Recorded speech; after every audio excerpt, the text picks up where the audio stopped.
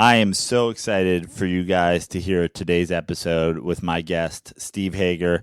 Steve Hager is a guy I've known about 10 years, ever since I did some video work for him at High Times Magazine, where he was the editor-in-chief. He is a fascinating, incredibly interesting filmmaker, writer, producer, musician. He does it all. He's the hippie king, and he has been a guy that inspired me a lot over the years, especially during the time when we worked together. But a lot of the things that I picked up from him, a lot of ideas that I learned from him, a lot of things that he taught me about have carried over and really changed the way that I looked at the world and how I continue to look at the world 10 years later. So I'm super, super excited for you guys to hear this conversation that I had with Steve at his home in New Jersey. Great little coastal town in New Jersey where he lives. We won't give you too much of detail where he is, because I don't need anybody dropping in on Steve and his little paradise. But I think you guys will really enjoy it. Unfortunately, the first 10 or 15 minutes of the show, there was apparently some audio issues in the recording, and it seems as though my mic was recording sort of the room sound, even though we were in the backyard area, in Steve's spa area. It was sort of recording sort of the it was a room mic, so it was recording everything, which is really cool. Actually, you hear his wind chimes going and his birds going and the water flowing in his little garden area. But it doesn't give you the crispest audio on his voice. But I did something, and by the way, my excuse for that is I was super high. Steve, of course, Mr. High Times, Mr. Cannabis Cup, the creator of the Cannabis Cup. First thing he did when I got there was hand me a joint. So I was a little bit stoned, not gonna lie, when I sat down to record, and apparently just didn't press one particular button. And but I figured it out about 15 minutes in. I should have taken the advice of my friend Guy Fiorita that he gives me in a future episode coming up, to always put your earphones on to make sure it sounds good, not just it looks good, because it looked great, but it turns out it didn't sound great until I hit a button about 15 minutes in. So bear with us for about 15 minutes. The sound's not awful. You can still hear everything that both of us are saying, but at like the 14-minute mark or something like that in the interview, it kicks in, and from there on, the audio is crisp and perfect and beautiful. And Steve covers such a wide range of topics, and it was so much fun to sit down with him. So, give me a break on the first few minutes of audio, and after that, sit back, relax, enjoy the soothing sounds of the voice of yours truly and Mr. Steve Hager. Hey Joe, I like your show. I tell everybody that's my shit. And if you got a long ride and you like getting high, maybe go and take another hit. We gonna laugh out loud, that's what it's about. Nobody ain't safe no more. And Joe stands out even in a big crowd, cause the motherfucker's 6'4". Hey Joe, it's time to start the show. Up and away we go. Mic check and I like your flow. Everybody, here's Joe. So I'm here in the backyard, back patio, back pool, hot pool, cold pool, sauna area. The spa of The Phoenix Nest. the Phoenix Nest. That's what you're calling the place? That's what it was. It was all from the day I moved in. This has been the Phoenix Nest. That's Mr. Steve Hager. Steve, I've known you. I haven't seen you in a long time, but I've going back about 10 years now. When I worked with you when you were the editor-in-chief of High Times Magazine. And We went. We had our whole movie. You had reached out to me after seeing Porn Foley Artist, and brought me in to do some fun High Times. High Times The Office was the reality show that you had Yeah, created. it was actually my third time around as editor-in-chief of High Times. Every time they fired me, the sales would just drop off a cliff. And when I came back the last time... You're like what John Frusciante is to Red Hot Chili Peppers. Well, Every time he leaves, it falls apart. I would say Billy Martin. Yeah. That's what everybody said. I was the Billy Martin. But, you know, I came in there and I totally transformed the company. It was like, you know, losing money. It was ready to go bankrupt. Within a year, I created the Cannabis Cup. I launched the Hemp Revolution. I totally transformed the marijuana movement, helped build the foundation of what made marijuana legal. So, I always had so much static with the company. It was like I never really had control of the covers or anything, and I was always being pushed From the around. beginning, from your original... From the day I walked in the door, it was static. But you started working there, was it 1988? Yeah, and I instantly transformed it from a money-losing operation to the magazine success story of the 1980s and 90s. I mean, everybody... I didn't even smoke pot until probably 2000, but even in the 80s and the 90s, not being a stoner, I knew it was all about High Times. That if I wanted to see cannabis and I wanted to know all about the culture, that's where I would get it. It was mentioned for all those decades, like nonstop, as we were the Bible. The biggest selling title in Tower Records for a decade. So every other magazine in New York was reading High Times trying to figure out what's going on, what's this guy doing, and it's like I had like a three-pronged approach. The first thing that I was pushing was let's get rid of hard drugs, and because the staff was heavily into powders. I was like, oh, that sucks because, you know, like everybody else, you know, I experienced, you know, cocaine and the disco age and all that stuff. But at the same time, we figured out that cocaine wasn't really safe, you know, and that it caused... You felt a responsibility to take it out. Well, it caused depression. So it wasn't something you wanted to glorify. And of course, you know, I was totally not into heroin chic and all that stuff. You know, was there a time when there's just pictures of that stuff in High Times? They just promoted that culture. Yeah. I mean, heroin chic was all wrapped up in that whole Warhol era. Not that Warhol was promoting it, but the people around him, there were a lot of junkies. Right. So, and you know, it's like it's a trap.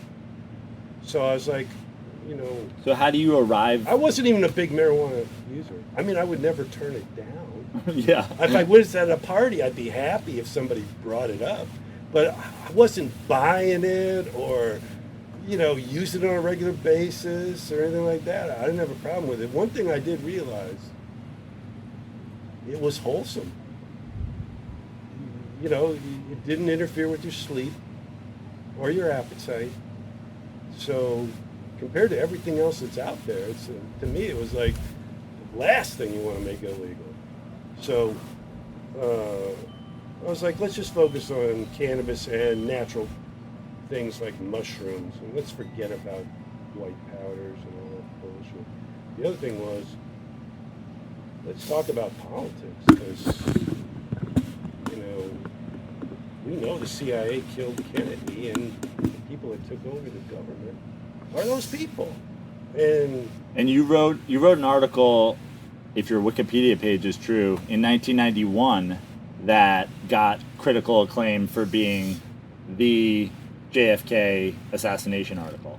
Well, it went out on the internet, and because the internet was basically new. That's the baby steps of the internet. So yeah, I mean, it was the only national magazine article ever published to reveal anything close to the real story and just talk about all the CIA connections in the case.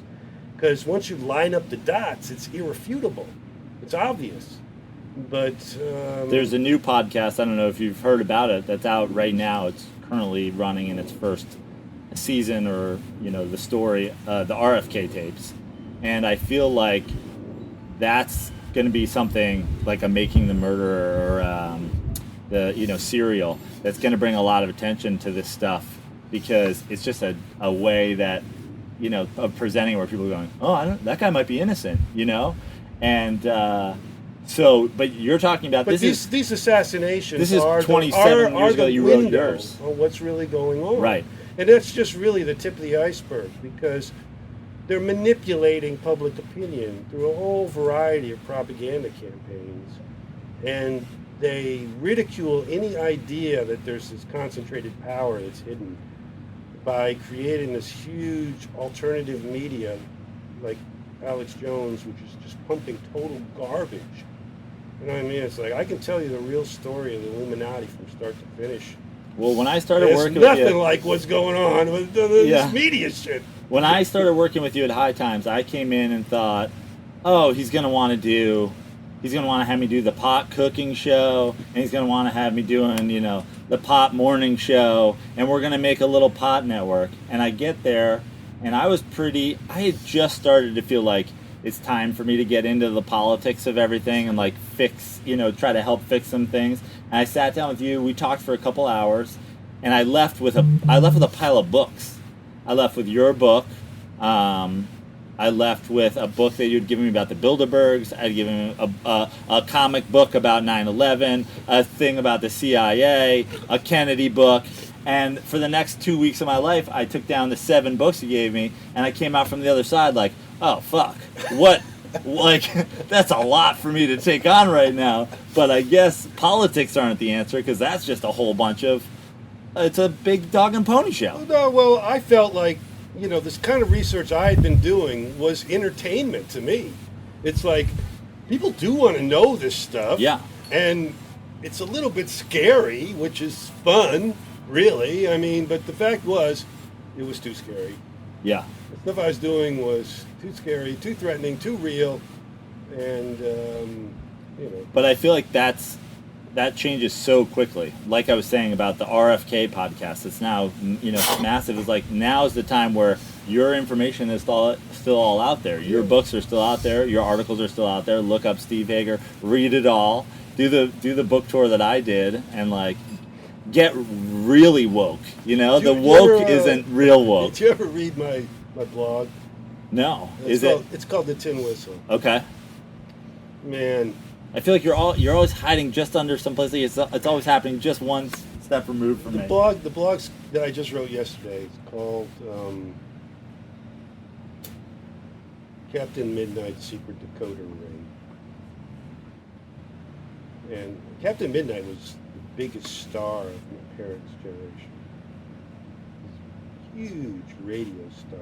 I mean, was in films and TV and comic books everywhere. And kind of looked like Flash. He's dressed in a red outfit and he's got like a pilot's hat on. And Captain America was kind of like based on him, basically. You know what I mean? He's a later evolution, but Captain Midnight was secretly approached by the most powerful secret person running the government behind the scenes, and tasked with the assignment of creating a secret squadron who would fight enemy spies on American soil. And if you bought enough tins of Ovaltine and you sent the packaging, mailed it into the radio show in Chicago, they send you an ID card to be a member of the secret squadron. And they would also send you a secret decoder, so that the messages that each show delivered at the end to the squadron could be decrypted and translated. And those kids who fervently wanted to fight whatever captain was fighting force that week, yeah. Religiously would spin those dials and figure it out and do the decryption. But then when they figured out, the message was always, buy more tins of Ovaltine. The whole magic show kind of collapsed. Yeah. It's incredible. But, the whole point of me going into that, was about a month and a half, 2 months before the Japanese actually attacked Pearl Harbor. The Captain Midnight Show had made the Japanese the enemy and had revealed the secret plot to bomb Pearl Harbor. That's incredible.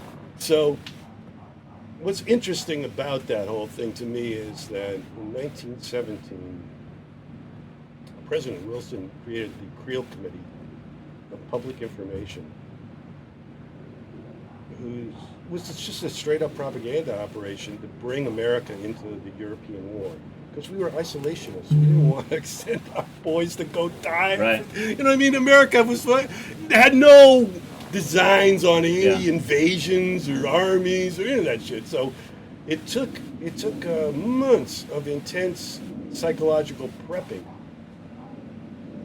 to get the United States into World War I. Of the population? Or of... They just had extensive propaganda campaigns, you know, and this guy, Edward Bernays, who was the nephew of Sigmund Freud, he was like their chief, what you'd call psychological operations director, thinking up things that would help demonize the scapegoats and the enemies and, you know, inflame the bloodlust. Let's get the, you know what I mean? Let's join the, they whip people up and they send you off to battle, and then when you come back with post-traumatic stress disorder, they just leave you in the gutter. That's the way it always is. But people just don't realize, you don't get swept up in that shit, because they ain't going to look at you. They ain't going to take care of you. When this war's over, they're going to forget about you. But what I really see now with that Captain Midnight thing is they were prepping. They were softening us up for this big war with Japan. And we know they had plenty of advanced knowledge. It wasn't just the Captain Midnight Show. There was a lot of advanced knowledge that Pearl Harbor was going to happen. So we didn't really need to lose as many people or as many boats, we could have just walloped them on arrival. You know what I mean? But if we don't, then... But if we wallop it on arrival... We got no reason to... We don't go to war on two fronts. Yeah. We go, hey, we're cool. Yeah. See what I mean? So the Illuminati is whatever name you want to put on it, that's what's manufacturing these wars for profit. And they string the wars out till they've sold enough gunpowder, and then they end the war. Yeah. So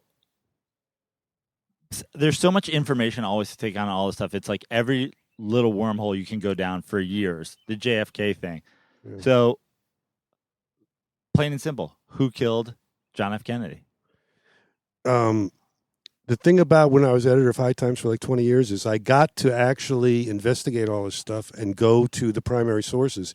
And what I discovered after years and years was that the primary sources that were speaking to me were all spooks. They were feeding me bad information. They would incite me with a little bit of real stuff, and then they'd take me into a rabbit hole with that real stuff, and it would be bullshit at the end of the trail. So it took me a long time, and we could see the shadows on the wall that the CIA was doing it, but you couldn't really pinpoint exactly how they did it. But I'm relatively certain that JFK closed down JM Wave, which was the largest CIA base outside of Langley. Thousands of employees, mostly Cuban mercenaries, who had come over and escaped from Cuba and were now being trained as paramilitaries to invade Cuba.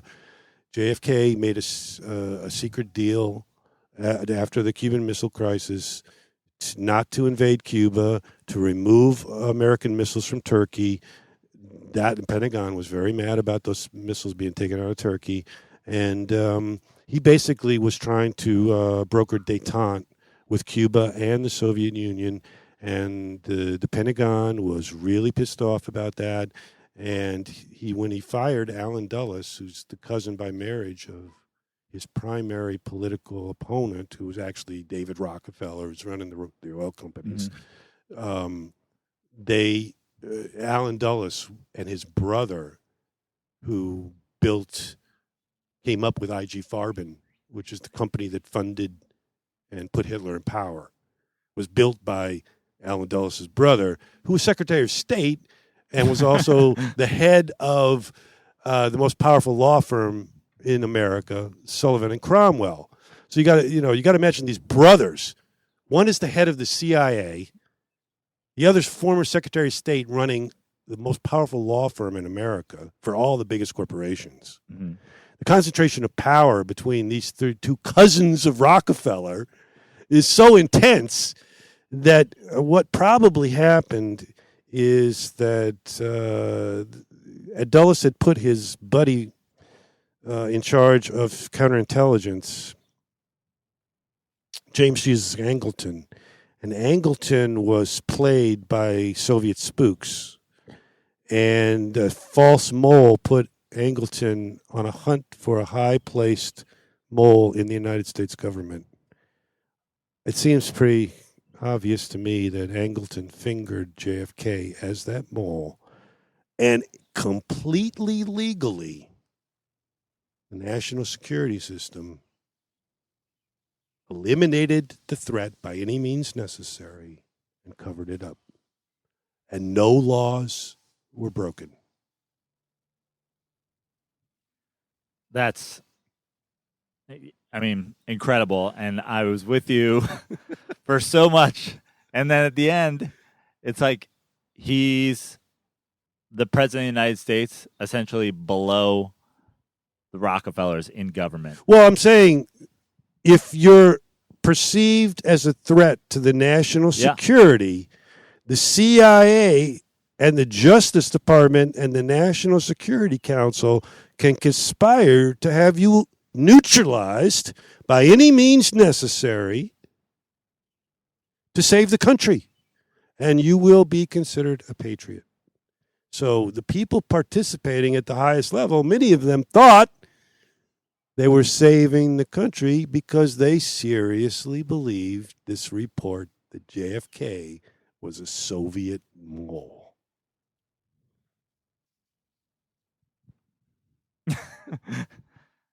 But John Roselli was one of the shooters, apparently, because he was working. Who's John Roselli? Valentine's Day Massacre. Okay. He was the gunman for the Giancana outfit out of Chicago, and they put him in charge of L.A. and Las Vegas. He was, he was one of the most charismatic, handsome hitmen in the history of the Sicilian Brotherhood of Honor.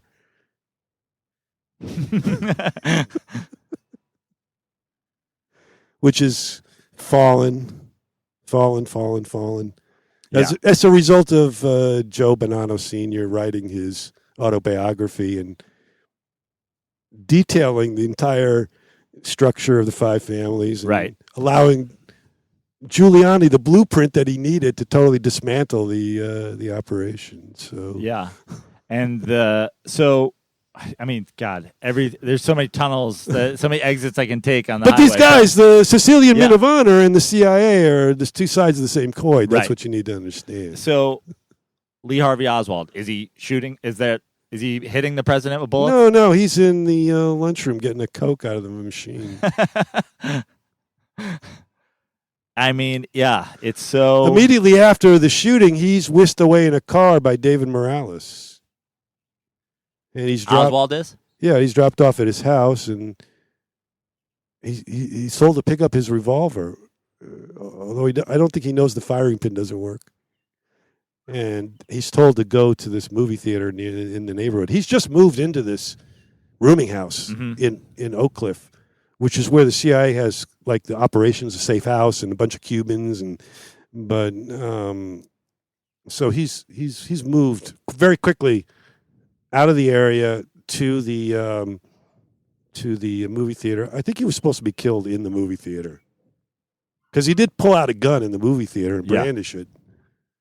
And that was there. There's three policemen there. Yep. I think Tippett was supposed to be there and just plug him in the heart. You know what I mean? It's like you always know kind of when it's like an assassination because it's never one bullet.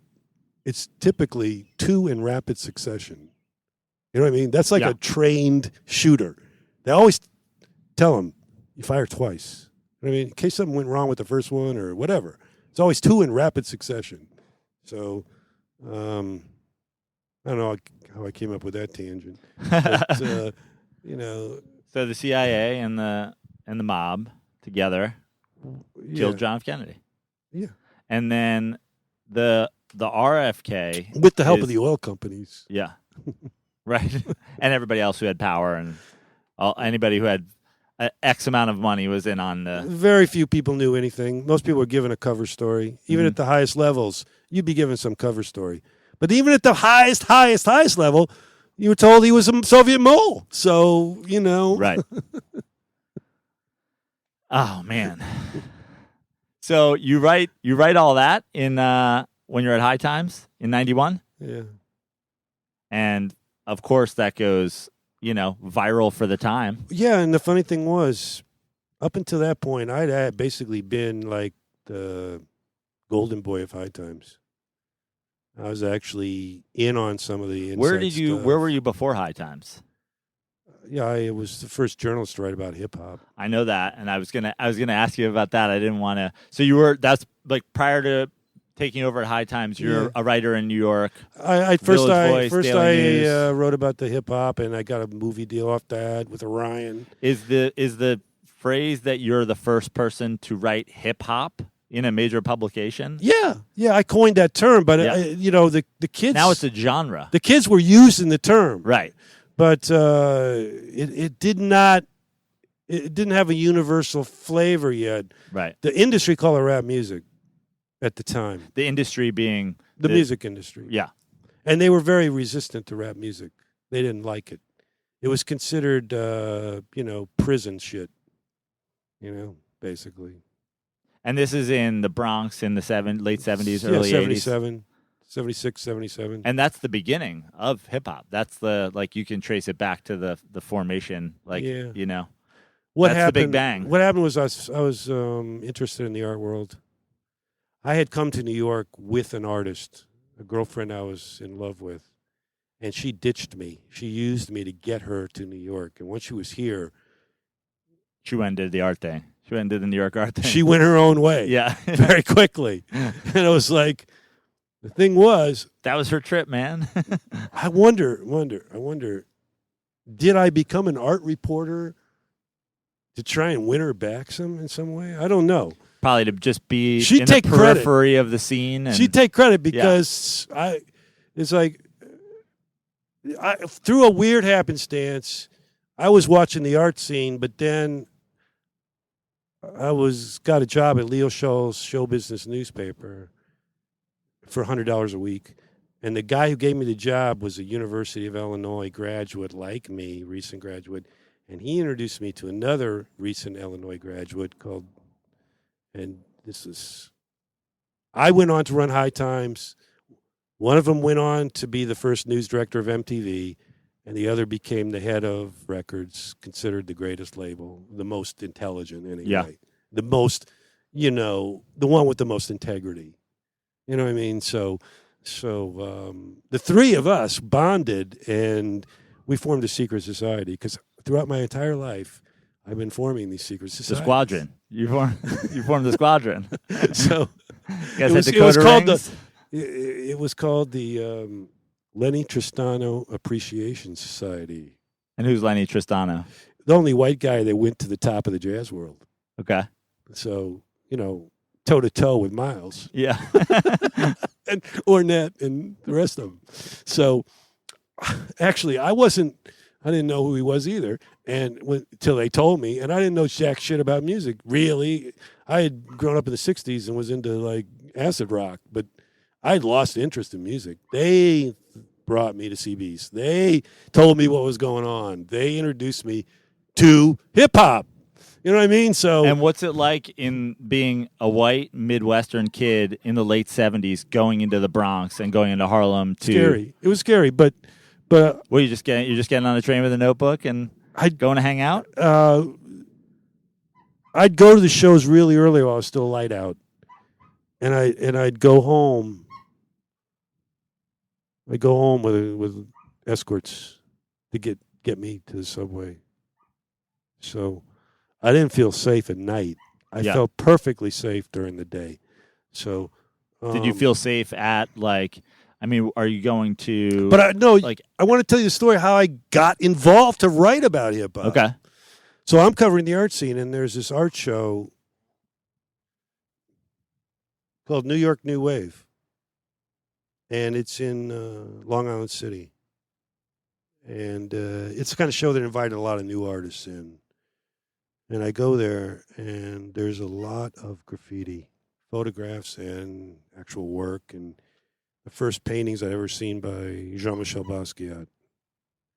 And I was looking at one of the pictures, photographs of the subway cars all stretched out, and it was by Futura 2000, and it was like a car that was splintered in the center, like it had been blown up in a nuclear explosion. And the title of the card written on it was Break. And my roommate had just given me a record called The Breaks by Curtis Blow. It had just been released as a promo to Record World, where he was working at the time. I had just gotten that record that day, and I was staring at that painting, and I said, this graffiti is connected to this rap music, which means there's some kind of cultural revolution going on that nobody's writing about. Maybe I should write about this. And I went and interviewed Futura 2000. From there, I went and interviewed Fab Five Freddy, interviewed Africa Bambaataa, interviewed Kool Herc, interviewed Grandmaster Flash, interviewed Melly Mel. See, I just started working my way. Yeah. And over a period of 6 months, I collected the story of how it all happened from the real players and started figuring out who's lying, because every joker was trying to play it like, oh, I started it. Right. It wasn't that easy to penetrate. Yeah. It like a cultural movement doesn't start in one. It was just taking off. Yeah. But the thing that I learned from that was that any 50 people can do it. Any 50 people can create a cultural revolution. If you can unify it, if you can get a new style going with your group. A Congo Square created blues, jazz, and rock and roll. I swear to you, the origins of Congo Square look exactly like the origins of hip-hop in the parks, in the weekends, in the South Bronx. There's no more than 50 people. There's a circle. People go inside the center of the circle and go off. It's the same. And there's a DJ. And there's a lot of conga drums. DJ's not important. Yeah. The conga drum is what is, you know what I mean? So that's what I believe that moment at Congo Square is what created the counterculture. And it was a merger of all cultures because everybody was welcome. They were trying to sell shit too, like a dead, Shakedown Street. Right. It was Slaves' Day off, Sunday. And some of them were making shit and selling it, and some of them were performing. And the best drummers and musicians were improvising, and the dancers were improvising. And it was a melding of African, European, and Native American sensibilities. And when you merge all cultures like that, you create what's known as hybrid vigor. This is our culture. It's a merger of all cultures. And anybody that accepts that and get 50 people from a different variety of backgrounds together and start, improving creative energy, that's how it's done. It's not done by old men sitting in big offices making $1 million a year. They're just capitalizing on it. Yeah, it's done by junior high school kids. That's where it starts. That's where cultural revolution starts, with junior high school kids. 15 is the age when you can create your own culture. After that, it's probably too late. Because you're going to get indoctrinated. Yeah. So you follow a girl to the art scene, to the graffiti scene, to hip hop, and then... Yeah, and I meet these guys who are really into music, and they kind of like help transform me from Midwestern hick to cool New York dude, kind of like, oh. You did go to Woodstock, right? All I actually did was revert to what I looked like in 1969. Right. I realized, because it was the revival of the 60s. So I started a garage rock band. I got out my old 60s clothes. They were suddenly so fashionable. You know what I mean? So, it kind of like after, actually, I didn't intend to go to college, actually. I escaped to Vietnam and was going to, I guess, live in Europe for the rest of my life. But You escaped to Europe. Well, I got a one-way ticket to Stockholm Yep. in 1970 and had arrived with no money and just bullshitted my way into the country. And I could have stayed, and I had a beautiful Swedish girlfriend very quickly. And I got a job as an extra, film extra, in a film called Joe Hill. And the thing was, if I would have surrendered my American citizenship and given up my passport, they would have let me stay. And after a few months, if I'd been a good boy, I might have been able to get a Swedish passport.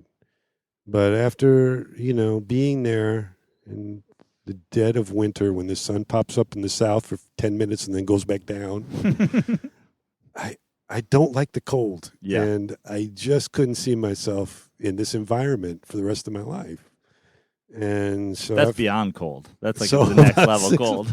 6 months into it, I just got thrown out of the country because I did not qualify for political asylum.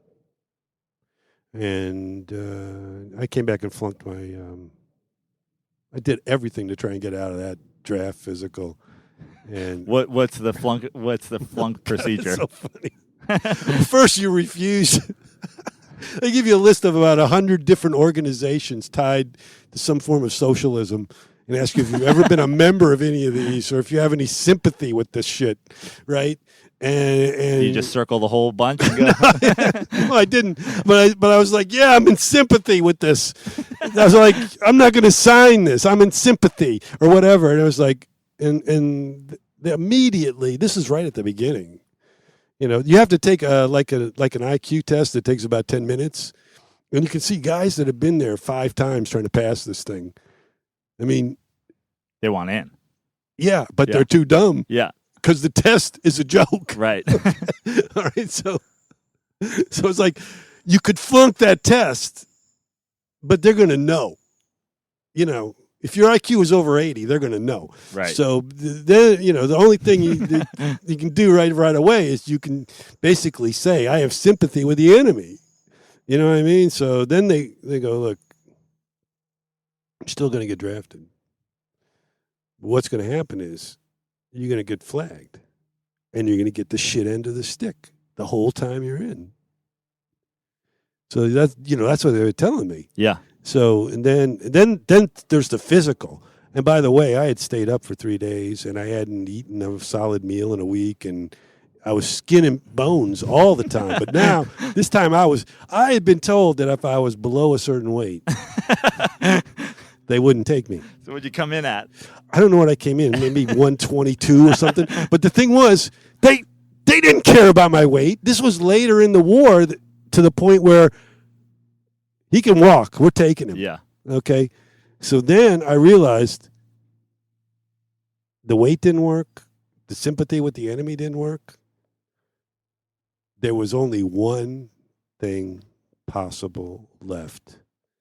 And that was a request to talk to the psychologist. I went in that room. And by the way, the master sergeant that had been running the show had been assigned to keep an eye on me because he knew you were trying to get out. Well, these kids, these 100 kids that were there, bust up there with me from my town.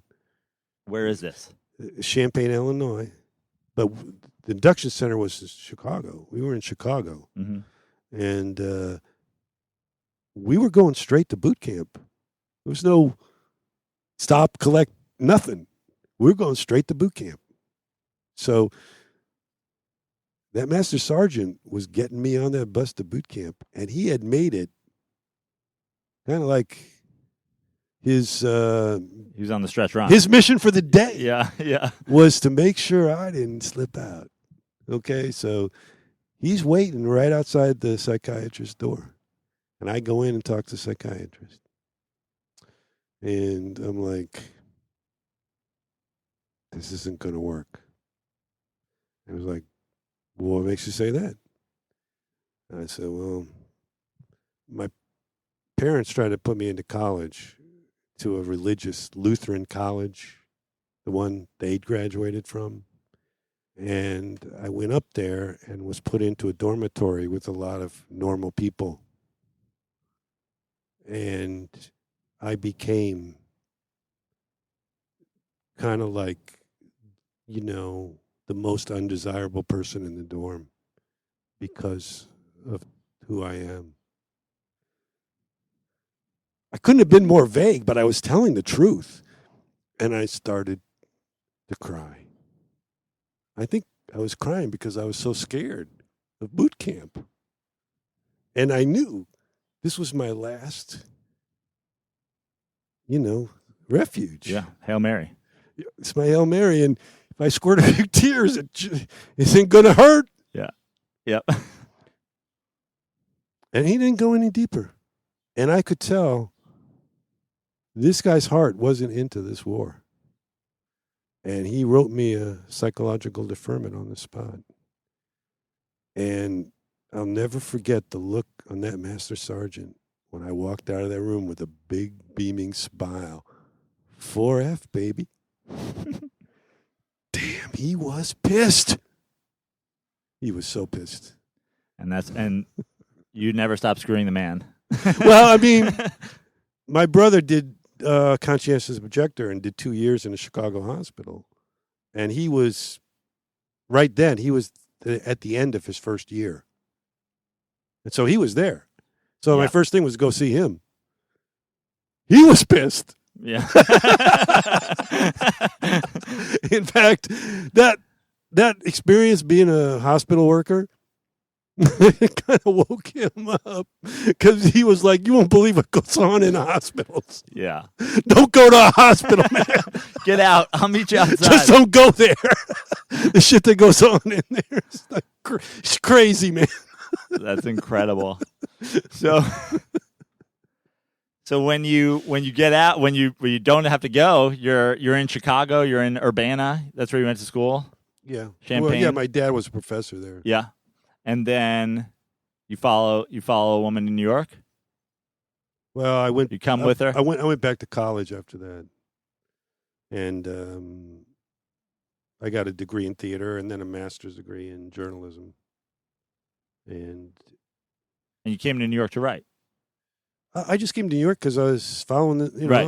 I would have gone wherever this girl said we're going to. We're going to Madison. We're going to California. Right. It didn't matter to me, you know what I mean? So, she had a sister who lived here in New York, and her sister's boyfriend ran a recording studio in Soho. And they were really high-powered, connected people. I remember first days walking around, seeing them and the people around them. These people were fucking dressed to the nines. I mean,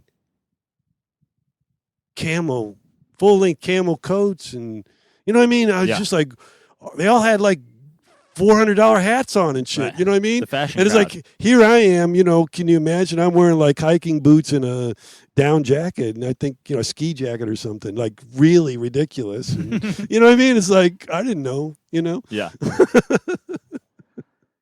So we talked about you but I started trying to write articles. Soho Weekly News, Show Business Newspaper, whoever would take a writing job. And so after that, how do you go from having how do you get into just straight into High Times from there? I had started a weekly newspaper after the Soho Weekly News folded because I was one of their contributors. And it was called New York Beat. Came out every week. and 3 of us produced the paper. Me, another editor, and an art director. I don't think, you can't imagine the level of work of putting out a weekly newspaper in downtown New York. It had distribution to all the newsstands. And I with 3 people. Yeah. I was going to say, I know the work that went into putting out our college newspaper with 85 people, and that barely got to the cafeteria on time. This is before computers. Yeah. Okay, so we have a typesetter that's got a set. I mean, he's setting it on a computer. Yeah. But we're not feeding him anything. We're typing. Right. You know what I mean? So,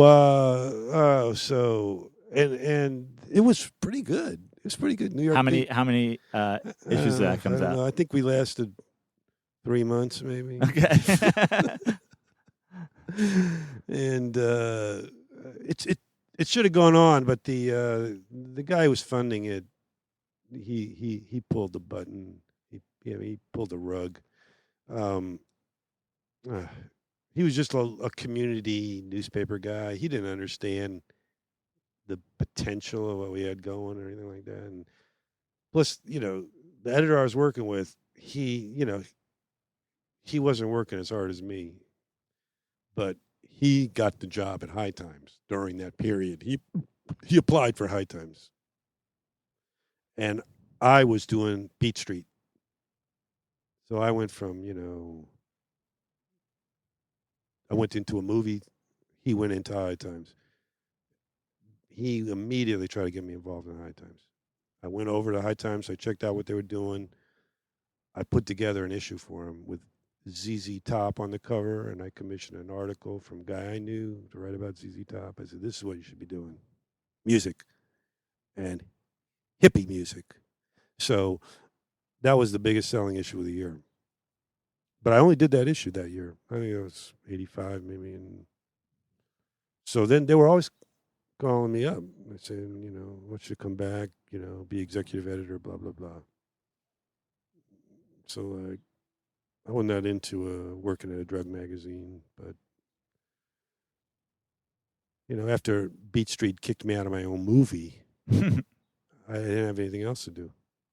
So I went to High Times. And they pay okay in those days? I think I get $20,000. I made more money as a reporter for the Daily News. But the thing was, the first thing I did was plan a special indoor grow issue and start telling people, don't buy pot on the street, grow your own. And then I started telling them, pretty soon I found out, you can get seeds from Holland. Order seeds from Holland, grow your own. That's how everything changed. Yeah. I was, telling people, grow your own, and here's where to get the seeds. And by the way, here's the best equipment. Oh, and I was the first guy to write about Sea Green. Here's the technique where you can make pounds in a few months and not have big plants, just have little popsicle sticks full of buds. So that was me. I did all that.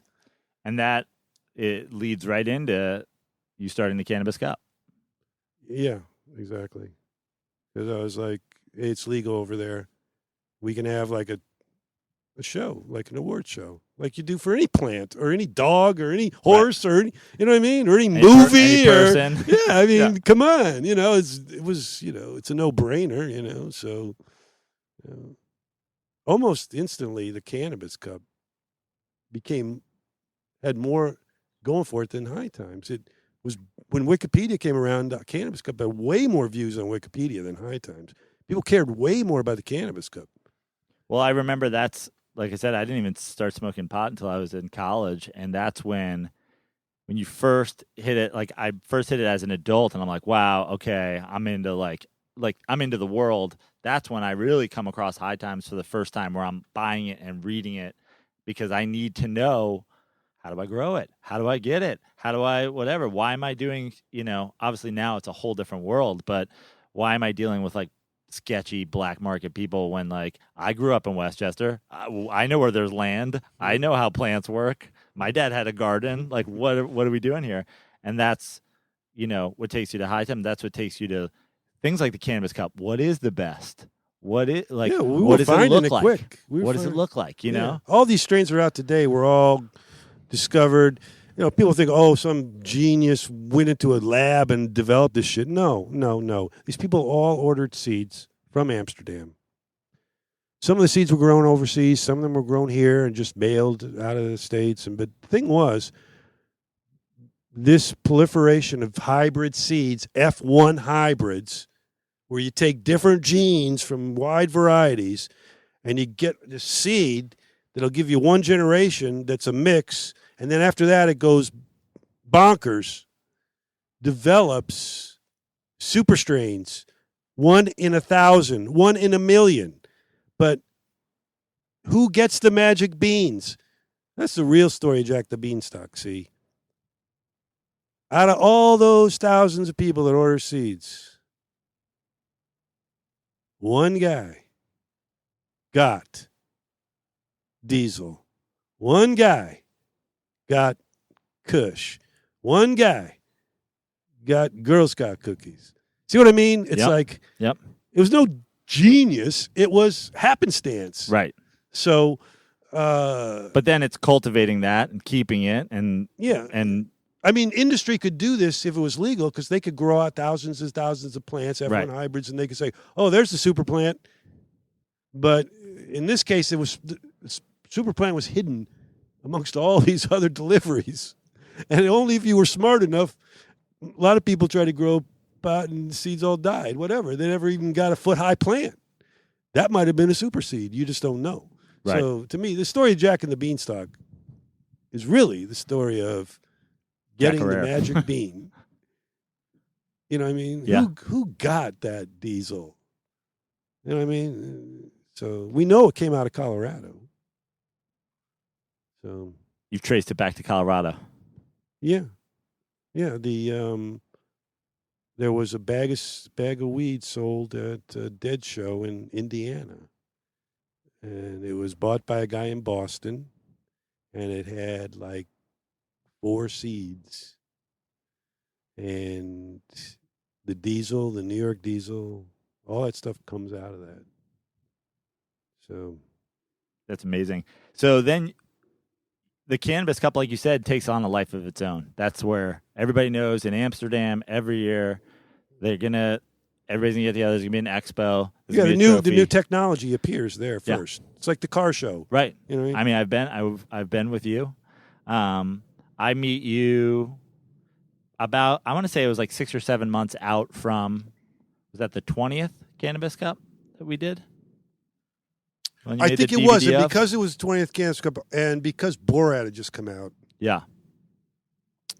My plan was to create a. But you, before we even get there, that over those 20 years, it becomes the biggest. So this is everybody. People are coming from all over the world to go to this thing. Yeah. Your editors are getting in a room and smoking it all, and I remember the submission process. I'd almost instantly, decided to make it a spiritualized event. So we created a secret temple where it had rules. We didn't want alcohol in it.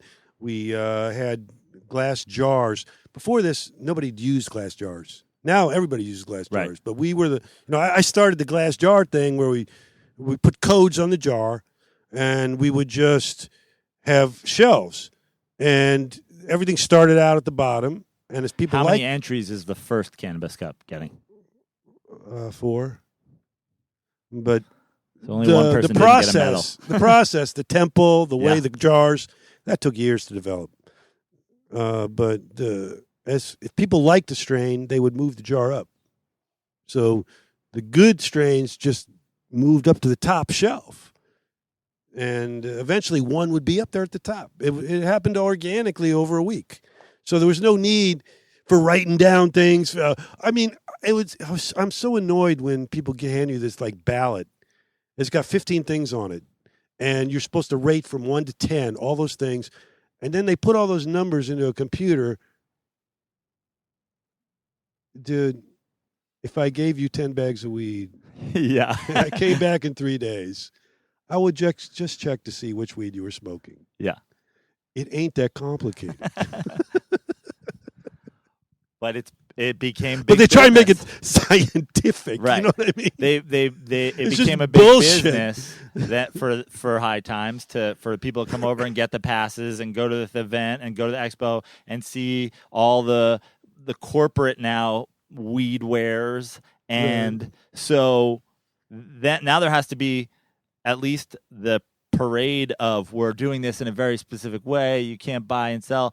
But what I learned in coming there after I went through your book, did my book reports and had my mind blown, is you started telling me about the Cannabis Cup and how it's just like anything else. It's just a PR thing now, and the big the guys who have money to give the most lighters away and smoke the most people up are the ones that everybody's favorite. And you wanted to sort of show that. You wanted to sort of expose your own event. Well, no, we were up front that it was the way to win the Cannabis Cup was to spend a lot of money. Mm-hmm. Buy a huge booth, give away a lot of free shit. Right. Okay, so that makes the people happy. Even if you have like dirt weed, if you're giving away pounds of it, you're getting votes. Right. So, but I created a separate blind seed company cup that only experts were involved in, and they were voting blind. They weren't going to coffee shops. Right. And so we had our commercial. Right. You sort of made the Cannabis Cup and then reappropriated it to a smaller one and let everybody have the original, show.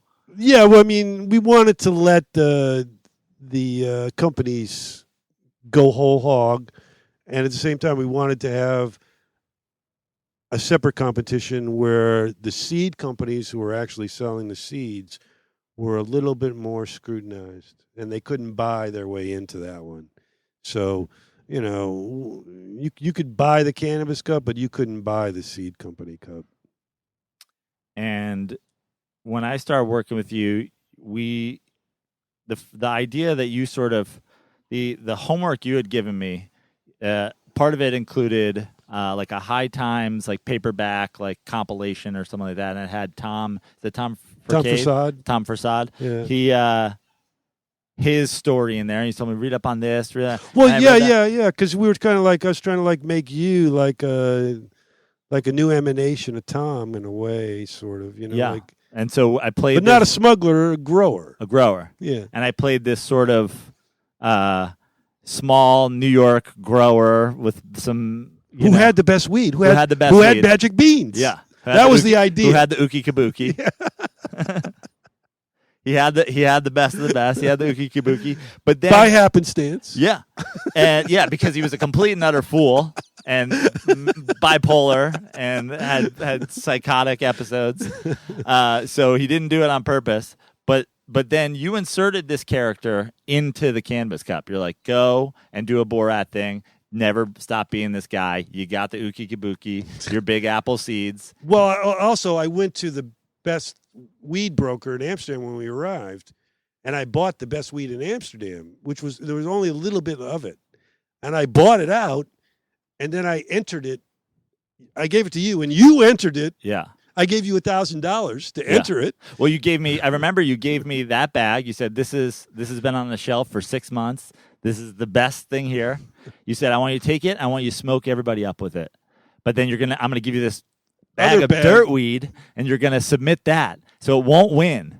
And then you're like, really? We separated? Yeah. And then you said, but I want you to smoke up everybody so they actually think you have the best weed. But we had you on stage with Robert Connell Clark. Yep. And he was testing Ookie Kabuki. Yep. Yeah. Against other strains. Against DNA seeds. And didn't he pick it? Yeah, he did. And they were very upset. We didn't know it was going to be a bowl thing. The High Times staff was completely freaked out during this whole thing because. So that's what I wanted to say was this is your event. This is the leader of the thing. And I'm like, I'm going to Amsterdam for 10 days and I'm just going to be able to smoke people up. And I just got to pretend I grow weed and it's all expense paid and this is perfect. It was one of the most stressful 10 days. Because the High Times staff was so opposed to this whole thing. They just didn't. Every time I walked in, they saw no humor in this. Yeah, and they hated They hated it.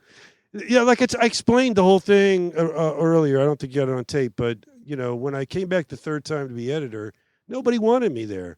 And this is the third time when this happened. What makes you leave the first 2 times? Just the first time, I'm just fed up. I'm like, hey, look, either give me real power and authority, or I just want to do video and work on my events. I had like 5 events, and I mean, I was publishing books that were winning the Firecracker Award for counterculture journalism. I was putting out my videos. I had events that I was creating every year, new ones every year. They were all great events, all successful. And I was running the magazine. It was hugely successful. And I was like, oh, and I'm getting static with this kind of production. Yeah. So I'm like, hey, I'm doing 5 jobs. So, if you don't want me running the magazine, because they were all set up, the magazine's suffering because you're doing these other things. I'm like, fine, put somebody in charge of the magazine. See if you can do better. And of course, they could not even approach what I was doing in the magazine. So they would, after a few months of this is miserable sales. So this is your Billy Martin. Steinbrenner fires you, hires you, fires you. Come on back. So, but then the whole bullshit thing would start up again. You know what I mean? So, I mean, the first time I was like, I'm out of here. I just want to shoot video and work on my events. And they were like, fine. They were happy. We'll show you. But they couldn't show me because they didn't know what they were doing. So, the second time, it was just a total fucking secret society hatchet job where I was being led into a rabbit hole and it blew up on them and it was exposed, So poor Buffalo Mailer, Norman Mailer's son was involved. Had no idea what kind of bullshit they dragged him into, but he was secretly coming in to be installed as my executive editor so he could ferret out all the stuff, and then I was going to be dumped. And then, the whole thing was exposed before it could even start. Like the day he arrived, that it was all a scam and that his buddy Richard Stratton was going to come in and be editor. So then, it was like, it's kind of, it's like, okay, I did my best. I knew they were coming to get me. Right.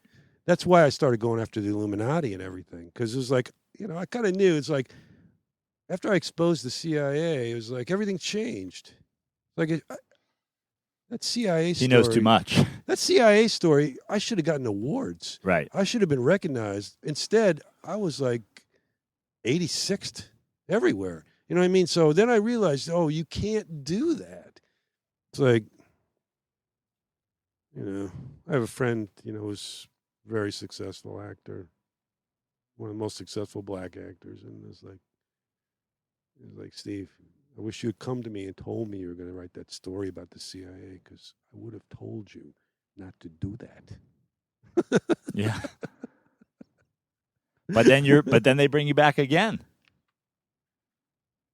Only because they were pissed off at the staff, and the best way they could punish them was to bring me back because they all. So the staff that was there, or like when you came back, they already were not interested. You were already editing them on. Every single editor thought they were going to be made editor in chief.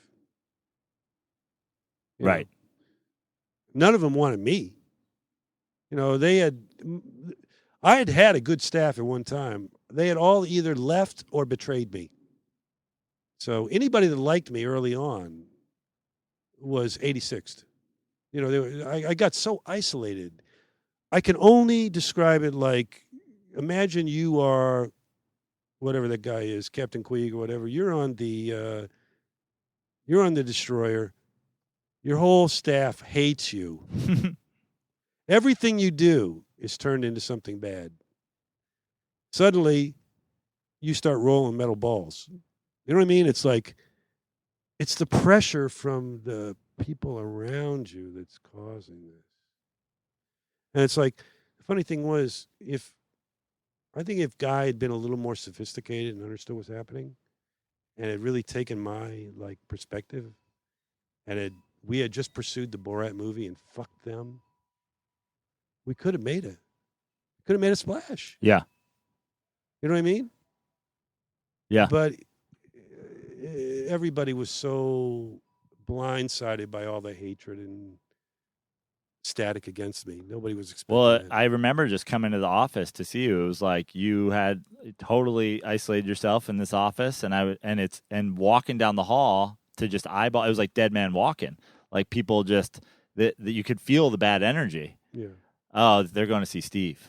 Oh, that's Steve's trip. Like Right. that's and everybody. There was just always. And I remember the 10 days in Amsterdam, while still incredibly fun and an experience I wouldn't trade for anything, was like just a whole organization of people that were like, nah, fuck these guys.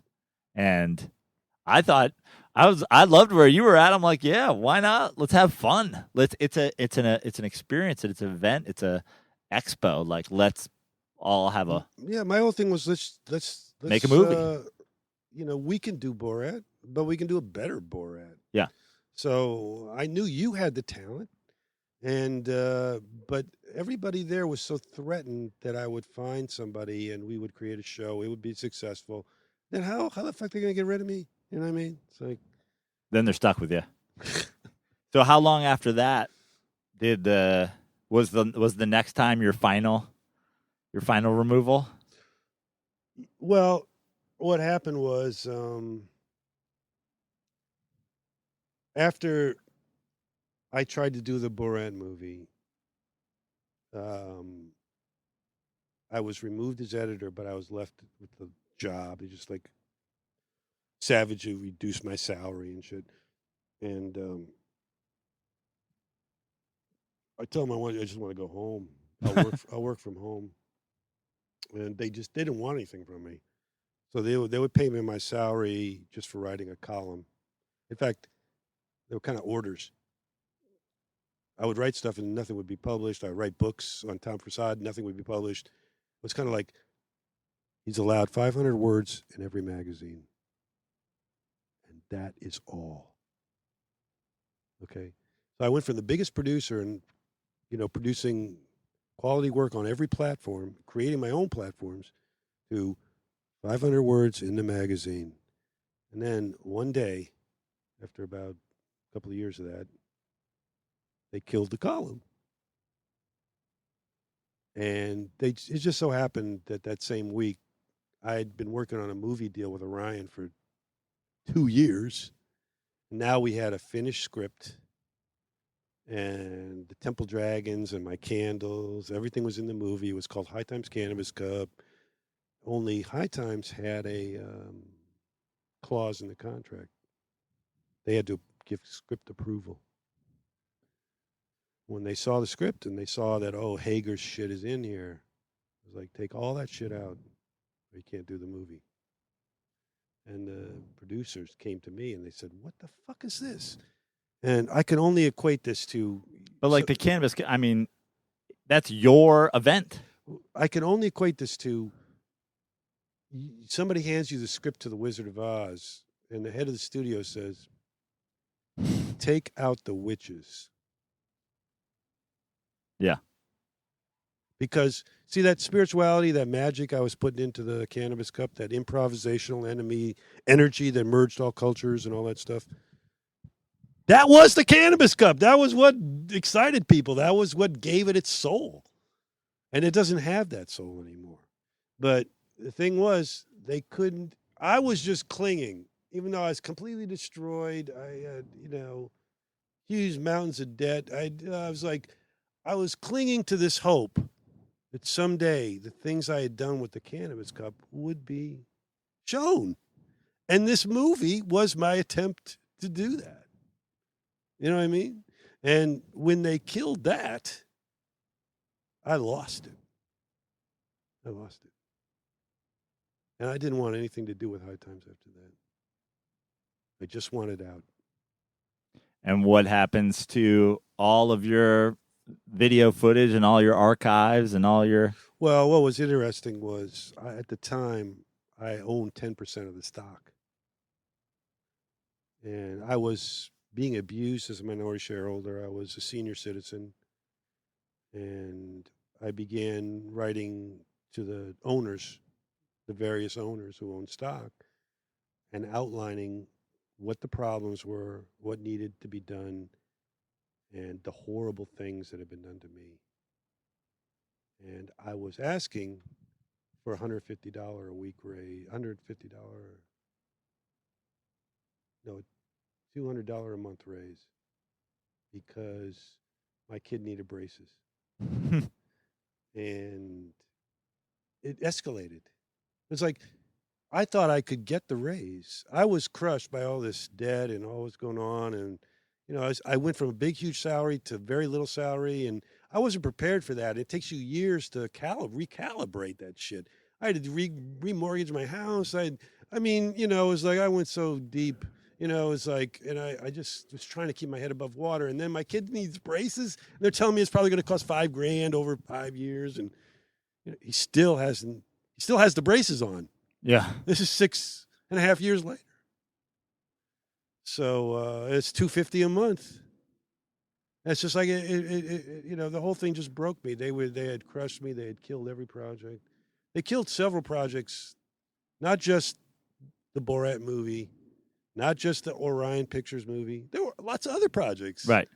Everywhere you turned. Anytime I got traction, I got something off the ground. It was like at the last minute, the 11th hour, suddenly they would swoop in and just, nope. And, later on, I realized this was all a psychological campaign. They were gaslighting me, and they were, torturing me. So I'd break. And I did break. So, but the funny thing was, by some fucking miracle, I got myself out of debt. But then I made a lot of money in Bitcoin. You're the guy. What told you to get into Bitcoin when you did? I was just desperate. I tried to get a fair price off my shares. I had buyers. I was going to collect $2 million. And I got so happy. And I took my kids out to the most expensive restaurant in New York. I was like, we're millionaires. We're going to Germany. And then, It was like I've been like so pressed down, But I was just exploding with joy. I've got buyers, $250,000 each, and they've written statements saying, "Yes, I will buy this share," and blah blah blah. And then at the 11th hour, they had an emergency meeting and they rewrote the articles of incorporation and they made it impossible for me to move my shares. And they wanted me to sell out for nickels on the dollar. And they said, we'll give you rights to exploit your video. So I was like, okay, I'll take that deal. Because otherwise I have no rights. Right. So I took the deal, and then they seized all the video. And then after that happened, I moved all my High Times archives, anything I had, out of my apartment, and I put it in storage. And for 5 years, I could not think about High Times. And what year was that when you finally left? Like 5 years ago? No, it's more like 6 years ago now. Yeah. But the thing was, they had given me a payout over the time. They were paying me every quarter. So 4 times a year I was getting a check, which was, enough for me to survive. But then when their debt reached like $30-40 million because they were so mismanaged, they sold the company to the other company, and the other company stopped paying me. That's when I had to go to court. And as long as I was going to court, I just brought up the simple fact, hey, they gave me the rights to exploit my video, and then they took it all away. And that didn't look good. Right. So now, after 5 years, I had enough energy to go confront this stuff and realized how they had inflicted me with post-traumatic stress disorder and taken advantage of me while I was in distress and just engineered this whole thing and swooped it all up and blah, blah, blah. And at the end of the line, I'm lucky I got away from them, probably. Right. Because the first thing I did after I left was I had to get away from High Times, and I started to write a book about the Lincoln assassination. And God damn, I discovered something really amazing. Because of the internet, because of the access to information that exists now that did not exist when I was a teenager, you can research these events much better, much easier. And there are documents available free at the Library of Congress website that will explain the whole Lincoln assassination, because there was an investigation by Congress months after the tribunal that hanged those 5 people. And that investigation proved that the whole tribunal was a fraud supported by perjuries that were paid for. And the people that have perjured themselves admitted it. And none of this is in the history books. They act like John Wilkes Booth was a lone assassin. I mean, yeah, that like when you talk about presidential murder conspiracies, assassinations. You like, wanted to know who killed Kennedy. Yeah. I'm telling you, it's just as fascinating to learn that the plot to kill Lincoln involved Jay Gould, who would become the richest man in America, Edwin Stanton, Secretary of War, Lincoln's cabinet member, Ben Wade, the head of the Senate, and Thaddeus Stevens, the head of the House of Representatives. He was killed by his own party. And he was killed right after he'd been reelected. They tried to push him out through an election and ran Salmon Chase against him. And when that failed, they whacked him. Kennedy was killed right before he was going to run for reelection. They didn't even want to go there. They knew he was going to win. Right. What do you think about our current president of the United States? Here's the thing. This whole left-right dialectic where they get people to hate each other has reached such a fever pitch. You know, I don't like the president, but I don't like hate speech either. And I don't think it's productive to build your life around hating Donald Trump. New York hates him more than anybody. Yeah, we all knew. Like, if you're New a New York Yorker, is a town of immigrants. Yep. Okay, so Trump is a populist who is catering to the radical religious right, and he's catering to their scapegoats, and that's how he gets his popularity. I almost feel like the left gives him his popularity more than the right does. Yeah, by putting a lot of attention on it. Yeah, everybody's retweeting it all the time, Yeah. quote tweeting it, sharing his quotes, and then adding their diatribe. From the moment he got elected, I never mentioned his name on social media. I never talked about him. And I started blocking people who just went on these tirades. My life is all about hating on Trump. Yeah. You know, it's like, I found that annoying as hell. You know, but there's the moments like when the kid they call a neo-Nazis out at a rally, and people are just coming up and punching him in the face. And it begs the question, like, which side are the pacifists anymore? Like, wasn't it like the liberal left, like hippie, we're not like peace, love, dope, and now we're just walking up to people that are in a different political party and punching them in the face? Yeah, well, they want that. They want that wedge. That's the thing. It's the biggest fear of the Illuminati is that the masses will conspire to vote away their wealth. The way to prevent the masses from conspiring to vote away their wealth is to divide them through wedge issues. And they'll put the wedge issues will always have a left and a right. So they'll stack up these 7 issues, and they'll have, if you're leftist, there's a right answer. If you're a rightist, there's a right answer, but the answers never converge. So then they will inflame these hostilities, and they will create like a Hatfields type McCoy mentality between these two groups, where there is no common ground, there is no discussion. I hate your fucking guts, you fucking jerk. And that's the dialogue. They want that dialogue. Right. See? So they're busy fighting. That's what protects them. If we weren't fighting each other, we'd be voting away their wealth. But now the question becomes, and it's the question that after I read the library you sent me home with on day one, when my syllabus was, what the fuck am I supposed to do then?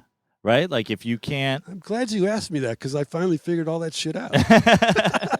Because you leave... I'm going to be your life coach right now. Well, you leave the person in the middle right. going... What? Yeah, exactly. A lot of people told me they were depressed about all this shit. Yeah. They didn't know what to do. Elections are bullshit. Yeah. The candidates are bullshit. Everybody's fucking bullshit. So now what? Okay. Move. For a long time, I thought maybe there's going to be an organization. Maybe there'll be a club. Maybe there'll be a society. You know, from the time I was in grade school, I started my first secret society, the Roaring 21 Club, when I was in 5th grade. So I've been trying to find a community. You know what I mean? So, but now I realize you can join a lot of clubs and communities, but don't make that your life. In fact, don't follow leaders. Don't put your heart and soul in believing somebody's going to change the world or whatever. This is my advice to you, because you're here. You can see what I've done. You can live in paradise right now. Are you offering me a room? All you have to do is find a dilapidated shotgun shack. They're all over America. And by the way, they're cheaper than mobile homes. I want you to move into that shotgun shack. I want you to put a privacy 6-foot wall all around the property. This is 1,200 square feet with an 850 square foot house. For 2 people, that's perfectly okay. If you have a bigger family, you're going to need a slightly bigger compound. But I want you to find that building. I want you to buy this distressed property. You can do that for as low as $5,000 in some places. And then I want you to slowly transform that place into your dream environment. I want you to put a sauna, a hot tub, a cold tub, an outdoor shower. I want you to put a garden. I want you to have a vegetable garden and a flower garden. I want you to make it a magical place and a refuge from all stress. And as soon as you complete that project, I want you to move in and stay there and build your income and your life as your own boss. This is what I'm doing, and now I realize I should have done this 40 years ago. So there is no savior coming for you. Right. You know what I mean? Put their compound walls up, get inside, and make your safe zone. And and turn off the volume. Continue to participate, meet people, talk about things, vote in elections, but don't get caught up. Don't think you can change it. Don't think there's this shining knight in shining armor that's coming to rescue you, because those people are manufactured. In almost every case, it's going to be better to have a compassionate person instead of somebody who's, trying to scapegoat people. But the bottom line is the CIA runs the country. So I've joked about running, Prano 2020. But you're telling me, best case scenario, you win, you're the greatest president ever, and they kill you. You don't get that close. Yeah, I know. Even if the best. Here's the funny thing. I don't think the Illuminati ever believed Trump was going to win. Right. He wasn't supposed to win. So I think that was kind of a sucker punch in a way, So I don't think Trump expected to win. My theory is that the Clintons talked him into running because they didn't think he had a single chance of winning. They just wanted him to cause a little commotion and be their friend on the other side that's rabble-rousing. And then that came back to bite them in the ass. Yeah, the Democrats had no idea how weak Hillary Clinton was, how hated Trump. Blue Jay. See him? Yeah. See the Blue Jay? Yeah. I have a thing with birds. We have a lot of birds that hang out here. Phoenix nest. The Phoenix nest. So that's your advice. Get myself a little compound. Yeah. And don't run up credit card debt. Don't pay a mortgage. Don't pay rent, for God's sakes. As soon as you can get that compound, and the location is going to depend on your resources. But, like I said, this house flipped for $60,000. Now it's worth over $300,000. So you can do that with sweat equity. You can do that with your fingers. Right. You said when I walked in that this has been the last year. The last year, all I did was work on this house. Yeah. Mostly the garden for the last 2 months. Yeah, the little the garden tour wasn't here. Until, the tour. We come outside, hot tub, cold tub, sauna, walk through the garden, everything. You gave me the blueprint. I'm so happy. Yeah. My transportation arrives in September. It's a tricycle, with a solar panel on top. It's all constructed out of hemp plastic. And it's electric. Like, I have 3 electric bikes, and I have 3 non-electric bikes. So biking is my golf. Right. So I'd like to take you on a bike ride. Sure. I'd love to go on a bike ride. Yeah. You take some photos. I'll just show you. I mean, I can go in any direction. I can go up hills into mountain trails. I can go along the beaches. I can along the bay, along the river. But well, that seems like these are the best bike trails I've ever found. Right seems here. like a fitting end, Steve. Let's go on a bike ride. All right.